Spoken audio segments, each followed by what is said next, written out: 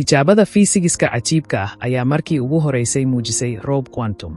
Si la yaab leh oo u gaar ah sida sharciyada dhabta ah ee quantum ay uga muuqdaan waaye aragnimadeena maalinlaha ah, had iyo jeer tijaabooyinku waxay qabtaan muuqaallo u muuqda kuwa shisheeye ah oo haddana si yaab leh loo yaqaan. Markii ugu horeysay, dhibco yaryar ayaa la arkay iyagoo u kala firdhinaya roobka quantum ee xumaaday, dareere ultra-cold ah oo potassium ah iyo isotopes rubidium, kaasoo isku xiraya adduunka qadiimiga ah ee dhaqdhaqaaqa dareeraha iyo muuqaalka itereel ee gaaska atomiga. Koox cilmi baarayaal ah oo ka kala yimid Spain iyo Talyaaniga oo dhan ayaa falanqeeyay sifooyinka gaaska atomiga ah ee kala jejebiya, iyagoo ku balaariyay fahamka hadda sida dareeraha tiradu u dhaqmaan siyaalo naga caawin kara inaan si wanaagsan u maarayno dhaqdhaqaaqooda. Qiyaasadeenu kaliya maaha inay horumariyaan fahamka wejigan dareeraha ah ee qalaad, laakiin sidoo kale waxay muujinayaan suurtagalnimada abuurista jaantusyada dhibcaha quantum ee codsiyada mustaqbalka ee tiknoolajiyada tirada, ayuu yidhi Luca Afeholli, oo ah qoraaga koowaad ee daraasadda iyo PCS oo ka socda Maxadka Qaranka ee Optics ee Talyaaniga.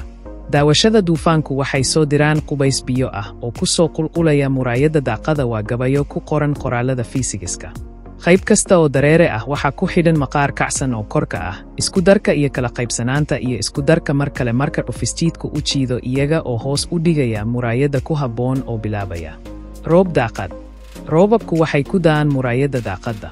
Dhaqdhaqaaqyadaas ayaa inta badan ka dhashay dagaal jiid u dhexeeya xoogaga molecular ee waxaa loo yaqaan xasiloonida Plateau-Rayleigh.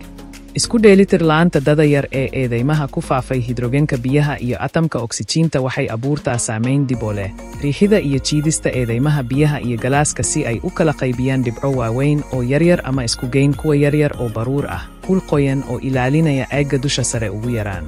Halka oksijiinta iyo atamka hidrogen ee ku jira molecules biyuhu ay yihiin nidaamyo kala duwan oo elektaroonik ah iyo qaybo nukliyeer ah, atamka ku jira gaasta ultra-cold waxay lumiyaan wax kasta oo aqoonsi ah. Ihtimaalka quantumka ayaa xukuma, iyaga oo ku xumaynaya bosonsyada qulqulaya ee hal daruur ah halkaas oo fikradda qayb dhibic u eg aysan macno samaynayn. Si kastaba ha ahaatee, taasi macnaheedu maaha inaysan jirin dano iska soo horjeeda oo ku dhex jira gaaska atomiga. Si ka duwan celceliska tamarta daruuriga ah, waxaa jira isbedbeddel ku yimaada xalalka qaabaynta suurtagalka ah ee daruuraha, abuurista nudgana caybka waxaa loo yaqaan sixitaanka Lehwangian. Xiisadan ayaa sidoo kale sababi karta in gaasaska atomiga ay si kooban ugu libdhaan dhibco yaryar, kuwaas oo ku kala duwan cabbirka iyo qaabka taas oo ku xidhan bosons iyo qaybo ka samaysan gaaska. Dhibcaha quantum ka hor ayaa la arkay oo la bartay, in kasta oo jiritaankooda gaaban uu ka dhigay mid adag in la barto.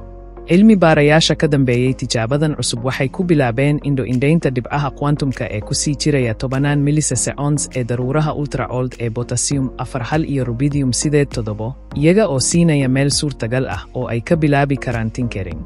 Ku sii daynta dareeraha quantumka ee kanaalka loo yaqaan wafegwida kaas oo ciriiriya dabeecadda mawjada u eg ee isku dhafka ah, waxay ogaadeen in dhibco badan ay samaysmi doonaan roob firfircooni ah oo la hubo. Schematic ka warqad. Xogta nuugista ee potassiumka oo tusinaysa wakhtiga kala qaybsanaanta milliseconds. Foomamka ay ketchup ku qaateen waxay ku xidhan tahay xididooda galay xaalad tamar, iyadoo dherarkooda lagu go'aamiyey kala duwanaanshiyaha tirada atamka. Dhaqdhaqaaqa natiijooyinka tijaabada ayaa lagu saadaaliyey aragti, iyadoo siinaya cilmi baarayaasha asaasitaan macquul ah oo loogu talagalay qalab cusub oo ka caawin kara inay si fiican u fahmaan sida saamaynta quantumku u muraayadda ifafaale nolol maalmeedkeena.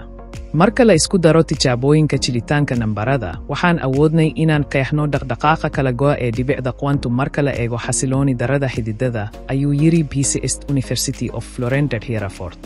Deganaansho la'aanta Plateau-Rayleigh waa dhacdo caadi ah oo ku jirta dareeraha qadiimiga ah, oo sidoo kale lagu arkay helium superfluid, laakiin aan weli ku jirin gaaska atomiga.